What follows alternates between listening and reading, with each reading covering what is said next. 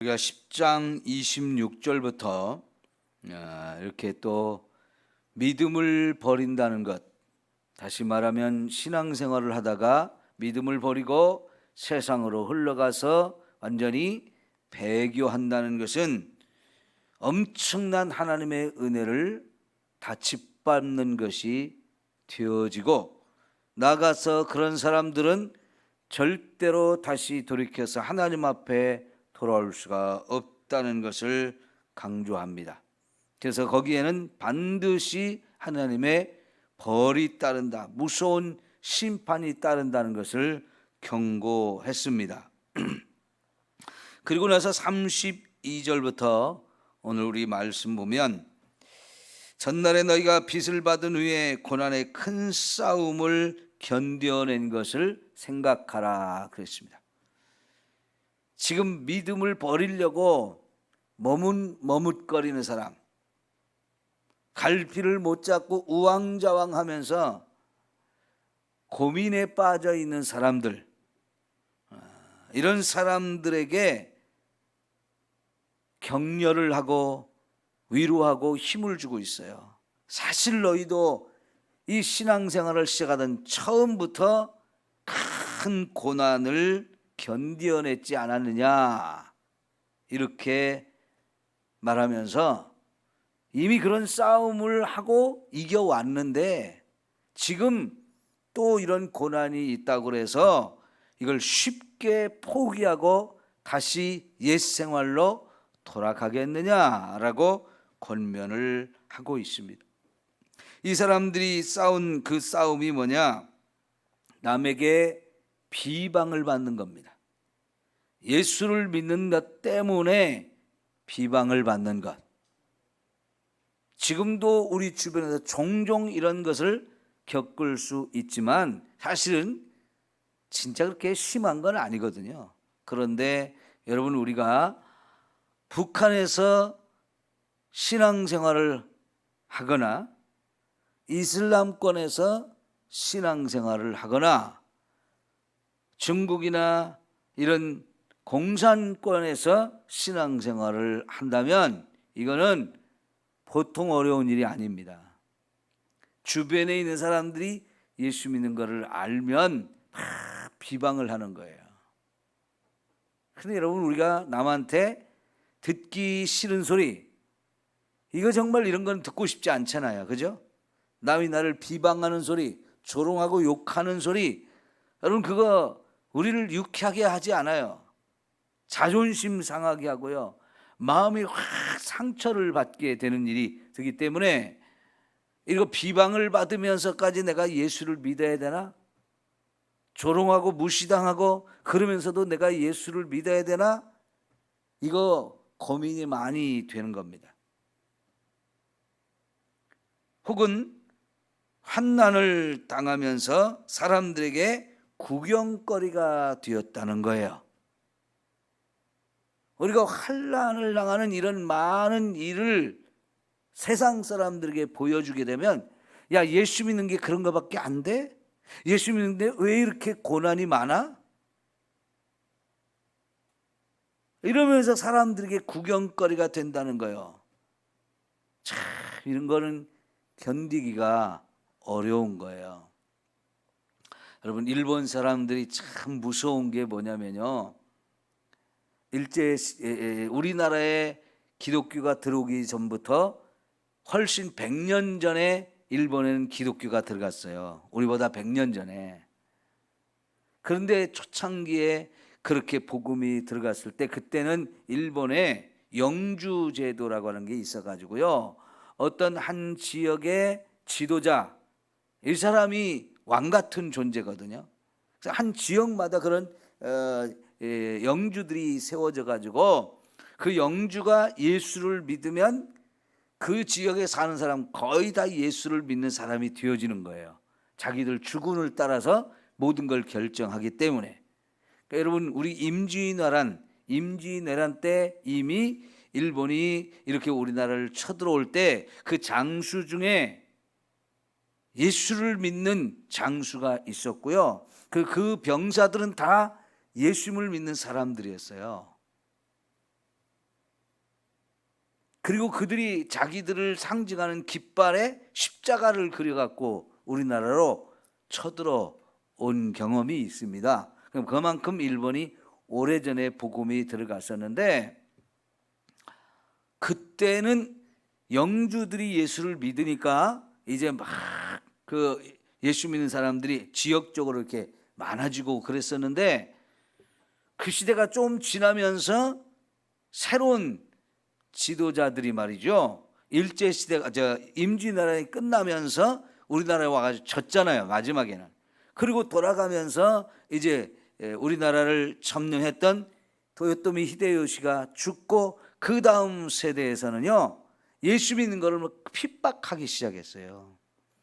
제가 일본의 오사카를 이렇게 갔을 때에 거기 안내해 주시는 분들이 전해주는 이야기는, 그 핍박이 오니까요 수많은 예수 믿는 사람들 죽이기도 하고 감옥에 가두기도 하고 그랬는데, 감옥에 가뒀다가 죽일 때 그냥 죽이지 않고 이 사람들을 묶어가지고요 말에 탄 사람들이 끌고 다니는데, 여러분 이 동네로 끌고 가고 저 동네로 끌고 가고 하면서 정말 구경거리가 되게 했다는 거예요.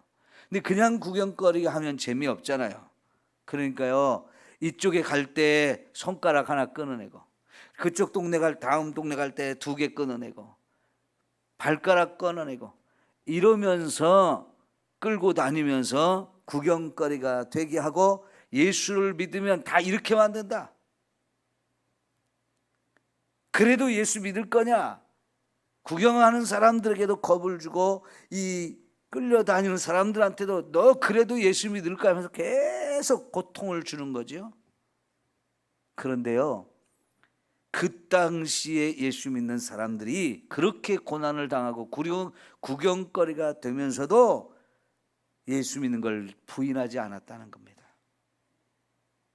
그리고는 이제 마지막 사형장으로 끌고 가서 그들을 죽였는데, 사실은 그런 예수 믿는 사람들을 보면서 감동이 돼가지고 그 구경하던 사람들 중에 오히려 예수를 믿겠다는 사람들도 나왔다는 거예요.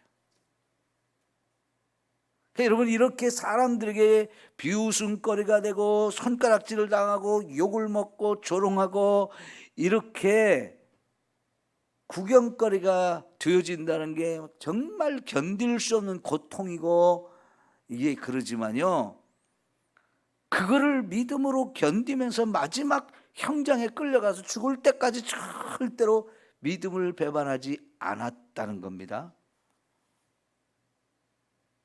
그리고 나서 사실은 너무나 끔찍하고 너무나 잔인하고 너무나 무섭게 핍박을 하다 보니까 일본에 예수 믿는 걸 지금까지도 두려워하는 마음이 있대잖아요.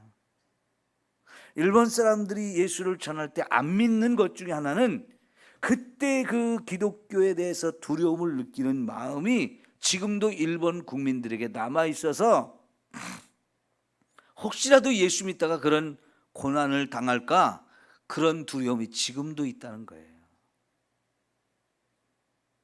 무서운 일이죠. 얼마나 끔찍하고 얼마나 잔인하게 예수 믿는 사람들을 핍박하고 고통을 줬으면 몇백 년이 지난 지금도 그때의 두려움을 일본 국민들이 가지고 있을까요? 그런 일본의 배경 속에는 일본의 지도자들이 아주 무자비하게 백성들을 탄압하고 고통을 준 이런 역사들이 많았고, 또 일본의 대부분의 국민들은 그런 잔인한 지도자들에게 꼼짝 못하고 저항을 못하는 이런 습성으로 굳어졌기 때문에 그런 두려움이 지금까지도 있다는 얘기입니다.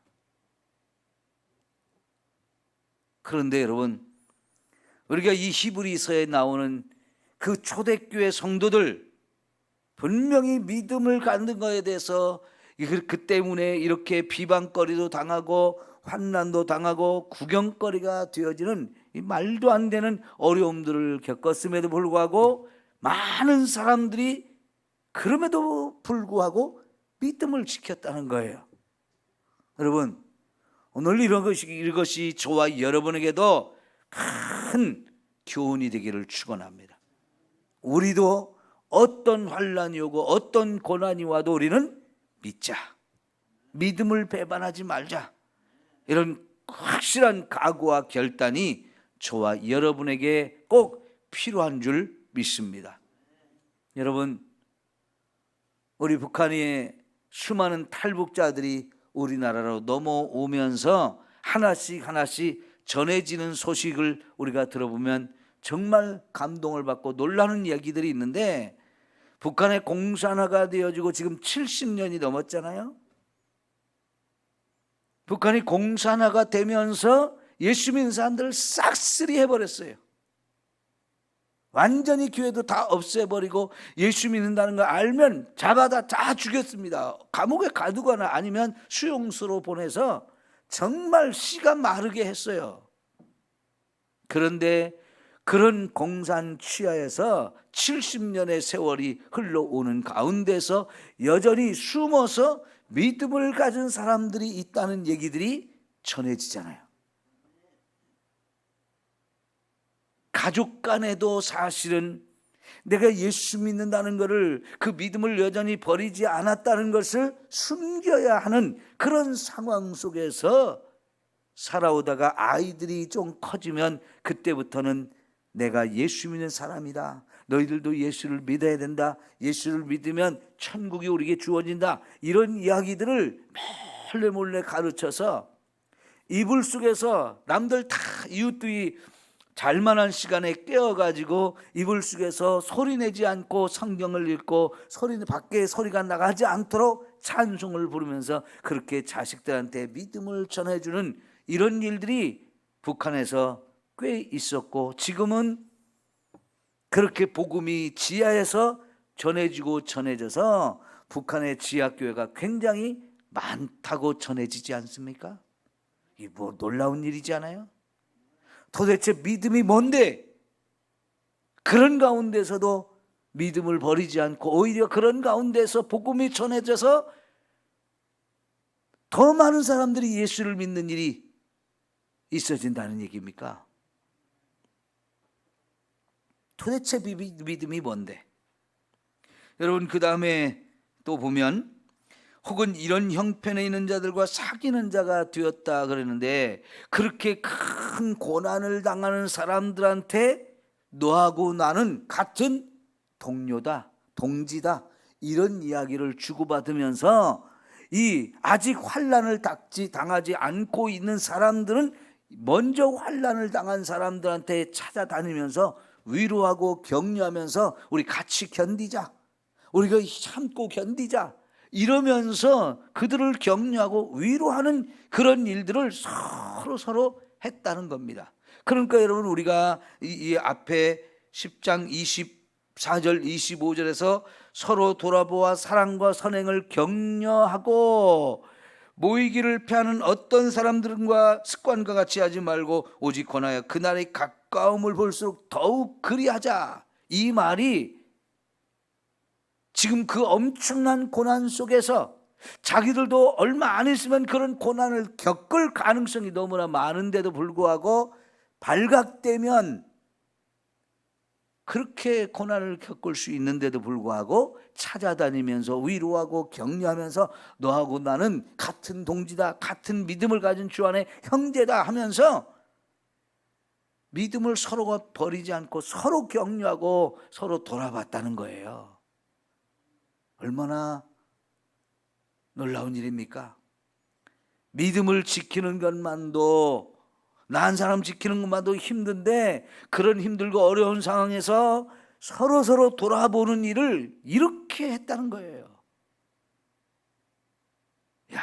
이 시대의 사람들이 얼마나 놀라운 믿음을 가졌는지 우리를 때로는 부끄럽게 하는 것 같습니다. 여러분, 신앙생활 대충 하고 엉터리로 해서는 안 돼요. 목숨 걸고 하는 겁니다, 신앙생활은. 그 다음 볼까요? 너희가 갇힌 자를 동정하고 너희 소유를 빼앗기는 것도 기쁘게 당한 것은 더 낫고 영구한 소유가 있는 줄 알미라. 여러분, 갇힌 자들을 찾아다니면서 또 이렇게 면회도 하고 그들에게 필요한 것도 좀 같이 넣어주고 그러면서 내가 가진 소유도 다 빼앗기는, 물질을 다 빼앗기는 일을 당하는데도 불구하고 그것을 오히려 기쁨으로 당했다는 거예요. 왜? 지금 내 눈에는 보이지 않지만 지금의 이 삶과는 비교할 수는 더 낫고 영구한 소유가 하나님이 예비해 놓으셨다는 것, 그걸 우리에게 준다는 것을 확신을 가졌기 때문이라는 거예요. 여러분, 그래서 우리 11장 1절을 볼까요? 믿음은 뭐라고요? 바라는 것들의 증거요, 실상이요, 보이지 않는 것들의 증거니 그랬어요. 선진들이 이로써 증거를 얻었느니라 그랬는데요. 자, 보십시오. 지금 이들이 현재는 비방도 당하고 끌려다니면서 조롱도 당하고 구경거리도 되고 사람들한테 이렇게 가진 걸 다 빼앗기고 심지어 순교를 당하는 그런 일들이 있지만, 여러분, 이들이 바라본 것은 이 땅에서 아무리 고난을 당하고 힘들고 어렵다 할지라도 천국에 가면 지금 이것과는 비교할 수 없는 너무나 아름답고 너무나 놀라운 그 축복이 우리에게 준비되어 있다는 걸 믿음으로 바라본 거예요. 그런데 여러분, 현실적으로 보이는 건 아니잖아요. 그게 진짜 내 눈에 보이는 건 아니잖아요. 그죠? 천국도 안 보이고 천국이 얼마나 좋은지도 우리는 안 보여요. 그렇지만 이들은 믿음으로 그것을 바라보았다는 거예요. 근데 바라보았는데 그냥 바라보는 것으로 끝나지 않고 믿음 안에서 그걸 보니까 그것이 마치 실제인 것처럼 느껴지더라는 거예요. 그러니까 이 엄청난 일들을 겪을 수 있는 거예요. 참고 견딜 수 있는 거예요. 자, 여러분 35절을 봅시다. 그러므로 너희 담대함을 버리지 말라. 이것이 뭘 얻게 한다고요? 큰 상을 얻게 하느니라. 너희에게 인내가 필요함은 너희가 하나님의 뜻을 행한 후에 약속하신 것을 받기 위함이라 그랬어요. 여러분, 이 시대의 성도들 믿음으로 바라보았어요. 하나님이 약속한 것들, 하나님의 큰 상을 준비하고 있다는 것을 믿음으로 바라보았어요. 그러나 현재는 아무것도 가진 게 없습니다. 있는 것마다 다 빼앗겼습니다.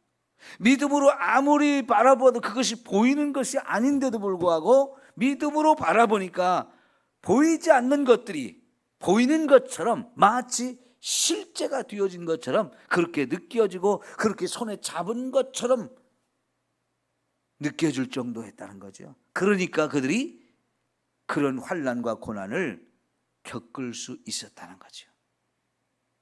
그런데 여기서 35절 36절에 말씀하시기를 이런 큰 상을 받고 이런 약속을 받기에 두 가지가 우리에게 필요하대요. 하나는 담대한 것이고 하나는 인내예요. 여러분, 하나님께서는 저와 여러분에게 끊임없이 말씀합니다. 두려워하지 말라, 놀라지 말라, 강하고 담대하라. 여러분, 구약 시대부터 믿음을 가지고 사는 사람들에게는 계속해서 이 말을 하십니다. 어떤 일이 있어도 어떤 상황에 있어도 너희는 두려워하지 마. 왜요? 내가 너와 함께 할 거니까. 내가 그런 고난과 아픔의 현장에서 내가 너와 함께 있을 때니까 조금도 두려워하지 마라. 오히려 그런 두려움을 버리고 담대하라고, 강하라고 오히려 하나님께서 우리에게 말씀하십니다. 예수님께서 부활하셔가지고 오셔서 제자들에게 평안을 주신다고 하면서 하신 말씀이 내가 세상을 이겼다라고 말씀하세요. 근데 내가 세상을 이긴 것처럼 너희도 세상을 이길 수 있다라고 말씀을 하시며, 세상을 이긴 것은 결국 믿음이라고요. 믿음으로 우리는 세상을 이길 수 있다는 거예요. 예? 그래서 담대함을 가지라는 거예요. 여러분, 두려우면 벌써 몸이 말을 듣지 않아요. 두려움이라고 하는 이 심리적인 이 현상이 내 몸을 굳어지게 만들고 움직이지 못하게 만들고 떨면서 아무것도 하지 못하게 만들고 힘을 다 빼버려요. 그러면 여러분, 우리는 정말 너무너무 연약한 존재가 되어버리는데요. 비록 우리가 연약하지만 주님이 내게 오셔서 내 손을 잡아주시면 저와 여러분은 세상 그 누구보다도 강한 자가 되어집니다. 이런 두려움의 현장에 있을 때 우리가 뭘 의지해야 돼요? 주님, 나 좀 붙들어 주세요. 주님, 나와 함께 해주세요. 그러면서 주님이 나와 함께 한다는 믿음이 생기면 그때부터 두려움은 다 사라지고 진짜 담대함이 생기는 겁니다.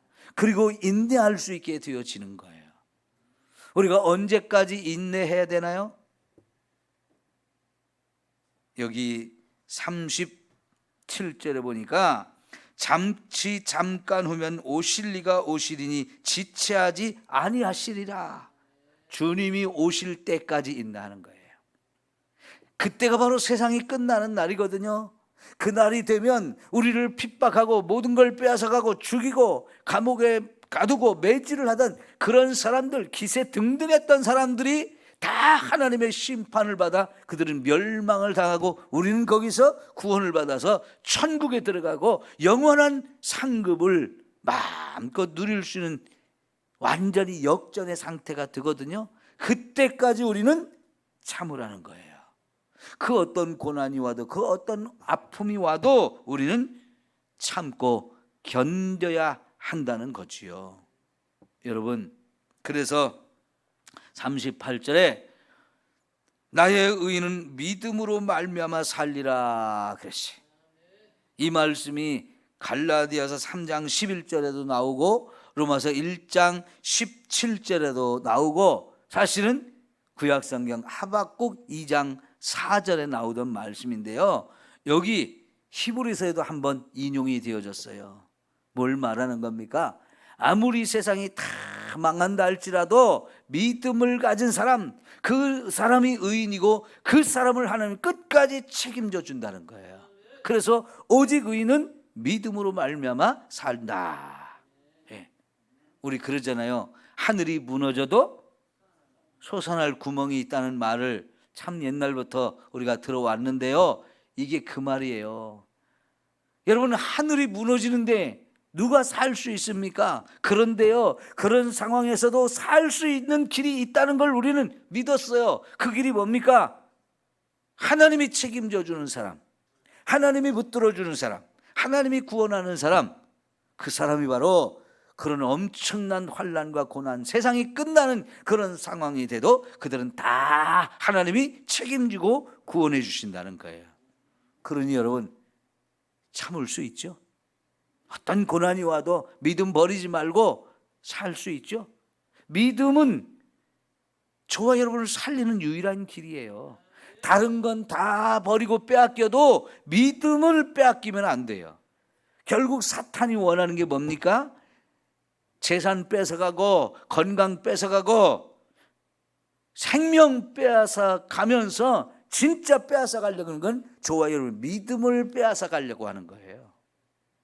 그 믿음은 빼앗기지 말라는 거예요. 왜? 그 믿음이 바로 저와 여러분이 살 길이니까요. 그래서 오직 의인은 믿음으로 산다. 믿음을 가진 사람은 하나님이 살려주신다는 거예요. 그러니까 결국 우리는 믿음만은 누구에게도 빼앗겨서는 안 되는 거죠. 여러분,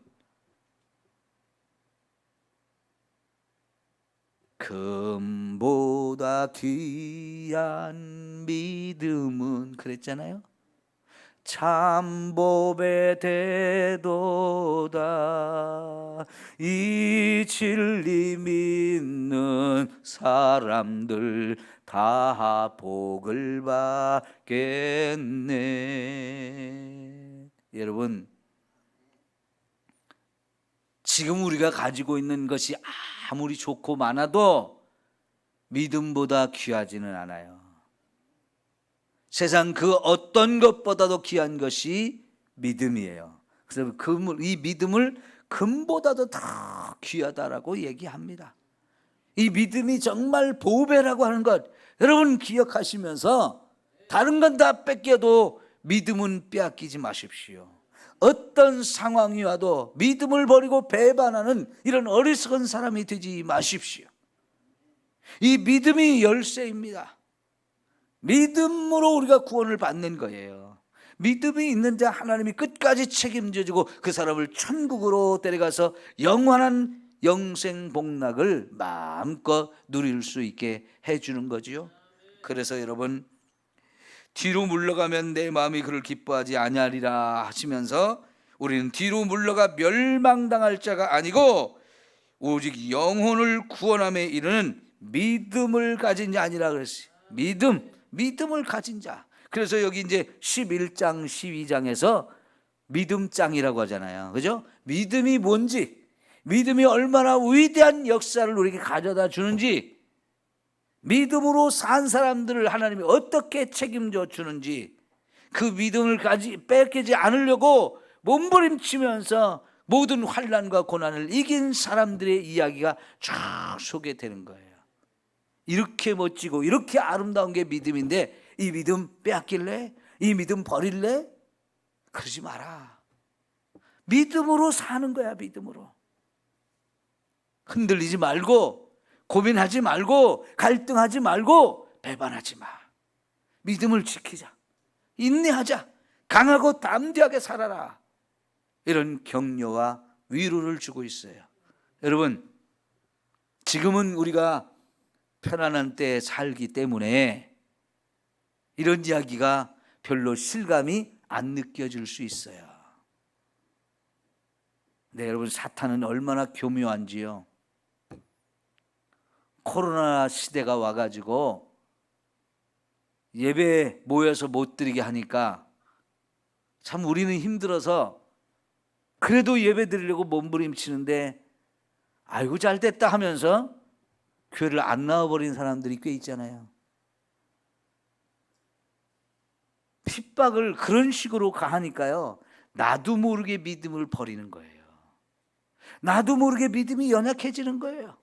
예배 안 드려도 뭐 별거 아닐 것 같아. 에? 모여서 예배 드리지 않아도 나 괜찮을 것 같아. 나 믿음을 안 잊어버릴 것 같아.